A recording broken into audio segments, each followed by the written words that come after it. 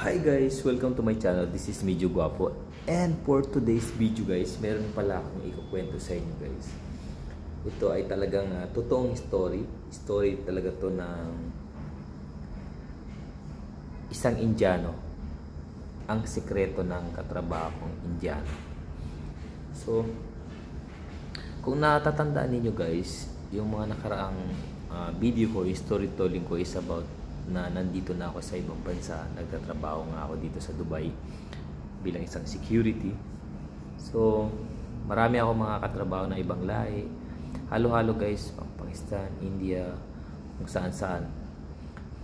So, nung na-assign ako ng panggabi sa duty ko, may mga katrabaho ko na Indiano kasama ko dun sa pwesto. Na-assign kasi ako sa parang opisina.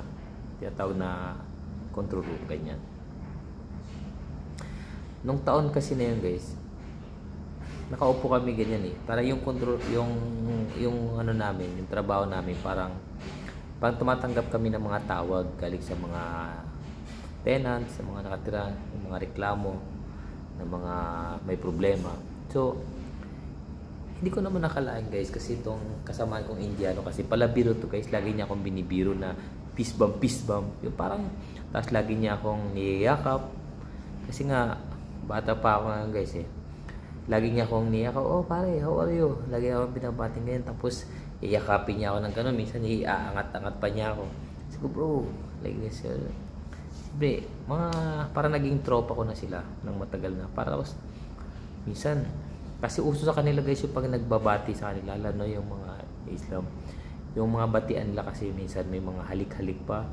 Kung nga, didikit-dikit pa minsan yung mga ilong. Pag tapos may kasama pang ganun.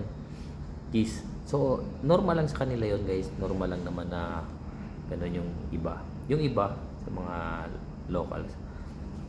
Pero itong kasama kong Indiano guys, tagang para biro siya. Lagi niya akong binibilian ng pagkain. Pag nagmimerienda siya, tatanungin niya muna ako kung gusto ko ba ng pagkain nila. Ako naman siyempre gusto ko ma-experience, gusto ko makakain ng mga ganung pagkain. Tikim din ako ng tikim, saka napakabait.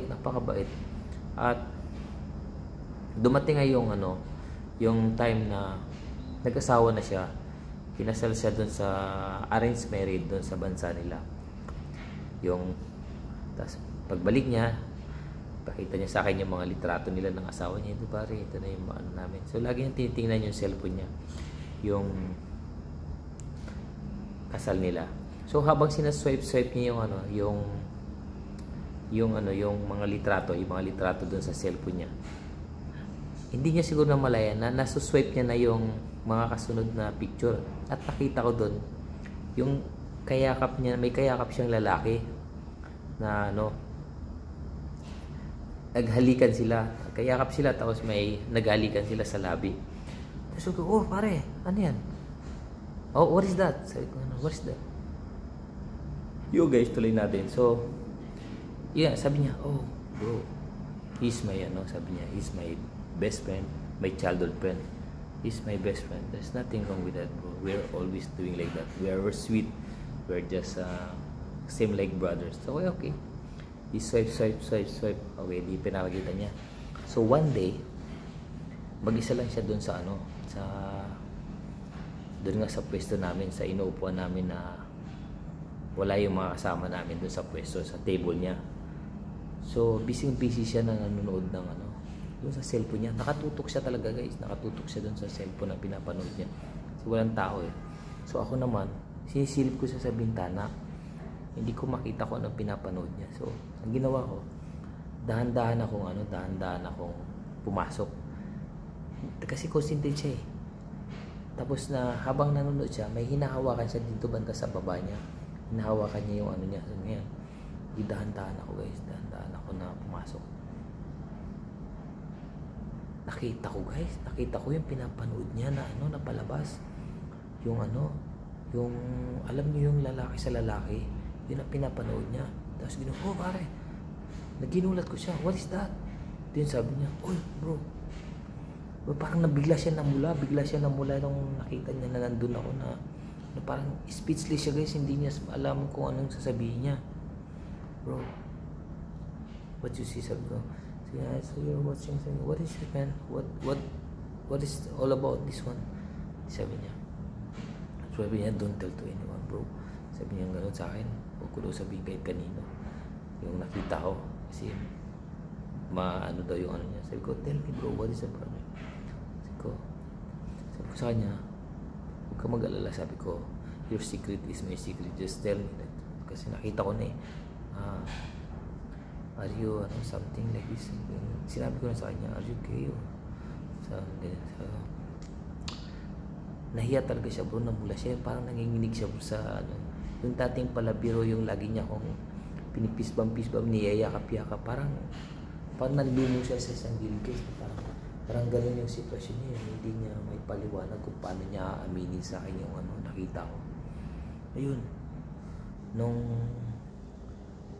nawala siyang masabi, sabi niya, bro, you remember, sabi niya, yung nakita mo na sinaswipe yung picture namin dalawa ng, sabi ko sa'yo, my best friend, my childhood friend. Sabi, yes.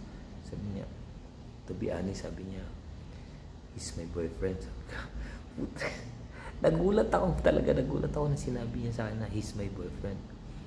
Sabi ko, really? Sabi niya, yes, bro, I hide since bata pa raw sila, nung pang lumalaki sila, yung teenager, ganyan, hinide na raw nilang dalawa kasi nga hindi pwedeng malaman ng pamilya nila, lalo na doon sa India, yung kung anong meron sila, kasi itatakwil sila ng pamilya nila.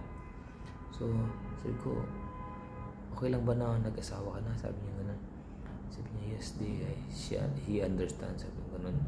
So wala siyang kawala, guys. So dito pala sa atin, hindi lang pala Pilipino yung mga ganun, marami din sa mga ibang lahi, lalo na sa mga M, yung tinatawag na doon sa bansa nila, sa India nila, kasi sa kanila kasi bawal, hindi kasi out yung mga bading doon, ina-hide kasi pwede silang